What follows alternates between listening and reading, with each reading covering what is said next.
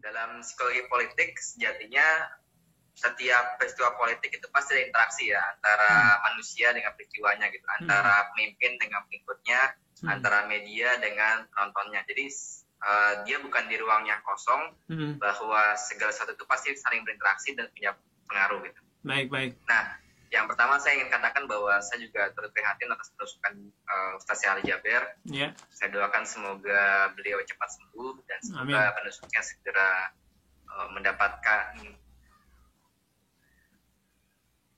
berikan hukuman yang adil ya. Dan kalau misalnya memang benar beliau mengalami gangguan jiwa, segera diberikan kesempatan untuk mendapatkan terapi yang baik sehingga tidak delay di depannya gitu.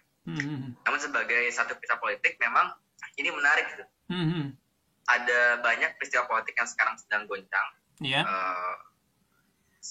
Kalau dalam sepekan terakhir ada banyak peristiwa politik yang sangat goncang. Pertama adalah isu Sumbar tidak Pancasilais.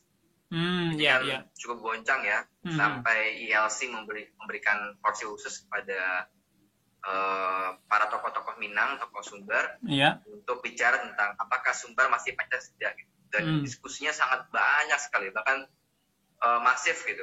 Sampai tadi sore beberapa tokoh Minang itu masih dimintai wawancaranya, dan sudah ada seruan dari Pak Gubernur untuk memaafkan. Itu misalnya cukup bagus ya. Tapi ini isunya sudah sangat luar biasa, masif betul, sangat masif betul. Mungkin menyedot perhatian kita hampir seminggu belakangan. Yang kedua soal PSBB Jakarta. Ini isunya kemarin, cuma dampaknya juga signifikan. Jadi kalau kita mau membahas rekayasa pikiran gitu ya, dua isu ini mempunyai trans, kalau bahasanya Kang Fadli soal hipnosis, sangat trans. Gitu. Bikin orang trans ya. Efek yang luar biasa kepada orang yang mendengar. Yang satu sisi karena dia punya transnya ada di suku mirip transnya di pelaku ekonomi. Dari mana transnya di pelaku ekonomi, kita bisa lihat bahwa ketika Pak Anies sebagai Gubernur Jakarta itu memberikan konferensi pers, langsung IHSG turun sekitar 700 poin ya. 700 poin itu cukup besar itu untuk ukuran saham di Indonesia gitu. Dan kalau kita ngelihat gambarannya teman-teman di pasar itu seperti naik roller coaster, naik turun turun lagi gitu. Jadi pengalaman hipnosis menurut saya itu kan. Biasanya Kang Fadli kalau ngajarin teman-teman soal hipnosis pasti saatnya adalah memahami satu sensasi tertentu ya. Itu sensasi luar biasa itu. Itu benar-benar membuat trans para pelaku saham, trans para pelaku pasar makro ya. Itu satu. Yang kedua, yang buat trust juga adalah pernyataan Uni Puan atau Ibu Puan tentang Sumbar dan Pancasila. Itu membuat trust banyak orang. Trust cukup lama itu, 2 mingguan trustnya. Nah, baru ada kejadian Syahli Jabir. Apakah Syahli Jabir ini membuat trust baru? Ya, karena dia masuk dalam radar pikiran nasional. Radar pikiran nasional.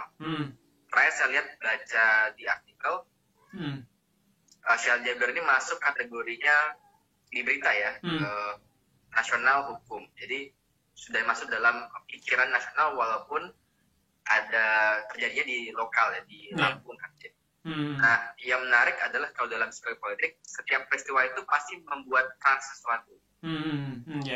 Kita lihat karena ada banjir informasi saat ini kan, maka apakah peristiwa Syahli Jabir ini menjadi trust baru sehingga peristiwa-peristiwa yang kemarin menjadi terlupakan. Karena kan pikiran kita sebenarnya kan kayak laci-laci gitu ya.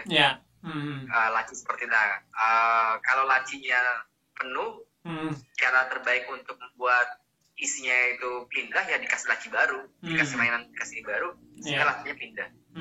Nah, kalau bahasanya tadi Kang Fadli, apakah ini bisa menjadi kemungkinan pengalihan isu? Ya sangat mungkin, mungkin. Karena apa? Karena kalau kita bicara tentang peristiwa pikiran gitu ya, pikiran manusia dalam konteks psikologi politik, satu isu yang punya dampak luas itu pasti ada yang diuntungkan, ada yang dirugikan. Gitu. Dan bagi yang dirugikan, tentu saja ingin agar isu ini segera berakhir. Bagi yang diuntungkan, tentu saja ingin agar isu ini selalu ada gitu. Baik. Nah, dan yang paling menarik kalau misalnya isu ini menyangkut satu tokoh yang dikenal luas dan satu tokoh yang dikenal sangat kuat punya pengaruh ya seperti Syekh Al-Jabari. Itu kira-kira Kang Fadli. Baik. Oke. Jadi ada kemungkinan berarti bahwa ini mempengaruhi trans yang sebelumnya. Dan bisa jadi ini kayak memotong pola, kayak nge-break ini ya, memberi pattern gitu. Polanya sedang membahas satu hal tertentu, kemudian di break gitu, membuat orang menjadi fokus perhatiannya kepada hal ini, begitu. Sehingga agak terlupakan dengan hal yang lain. Betul. Karena kan kalau bahasanya Kang Fadli dan sisi hipnosis, kebetulan saya juga muridnya Kang Fadli nih. Jadi pattern itu kan bisa di break ya. Nah, kalau dalam situasi politik kita nggak break pattern ya dengan isu yang baru gitu. Nah, sekarang apakah ini bisa membentuk perhatian publik ya harus diuji dulu. Karena kan ini belum seminggu ya biasanya satu politik itu bisa butuh bertahan seminggu sampai 2 minggu. Baik. Nah, dari sini kita harus lihat gitu, apakah patternnya itu bisa membuat trans baru yang orang jadi lupa akan berita politik sebelumnya. Nah, ini masih harus diuji ya, Kang. Oke, baik. Jika dihubungkan dengan psikologi kepada masyarakat begitu, terakhir udah mungkin waktunya juga tidak banyak. Baiknya menyikapi isu ini itu seperti apa nih? Kalau kita sebagai masyarakat begitu melihat, kalau kita kan bicara seolah terhipnosis begitu dengan isu-isu tersebut, supaya apa yang perlu dilakukan oleh masyarakat dengan salah satunya isu kayaknya ini berhubungan dengan agama. Nah, supaya ada hubungannya untuk masyarakat sendiri supaya tidak salah memframe-nya, membingkainya, begitu menerima informasinya, begitu itu seperti apa? Yang terakhir udah. Jadi seperti hipnosis itu kan kuncinya di kita ya. Kita milih untuk mau atau tidak mau ya. Kemudian kalaupun kita bisa accepted, jadi kan kita bisa utilize ya. Nah, saya sih merasa sebagai satu masyarakat, bagian dari masyarakat, saya selalu mencoba untuk proporsional ya. Jadi saya terima bahwa misalnya sebagai umat Islam, saya prihatin dan merasa bahwa harusnya Syekh Al-Jabari tidak diperlakukan seperti itu. Terus bagian dari sebagai saya punya emosional sebagai orang beragama ya. Yang kedua, saya juga harus tenang-tenang untuk tidak bertindak dengan emosi atau tidak bertindak dengan situasi yang terprovokasi. Baik. Gitu.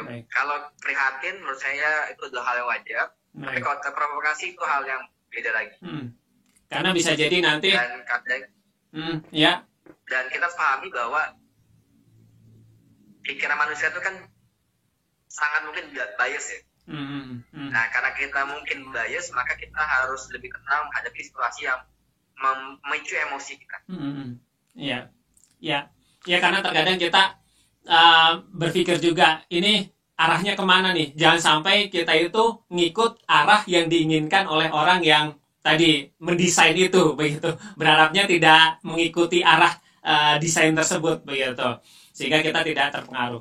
Oke, mungkin seperti itu. Udah, terima kasih sekali atas waktunya di video ini, di channel ini. Berharap bermanfaat untuk yang mendengarkannya. Berharap bisa ngobrol lagi, diskusi lagi di lain kesempatan. Udah.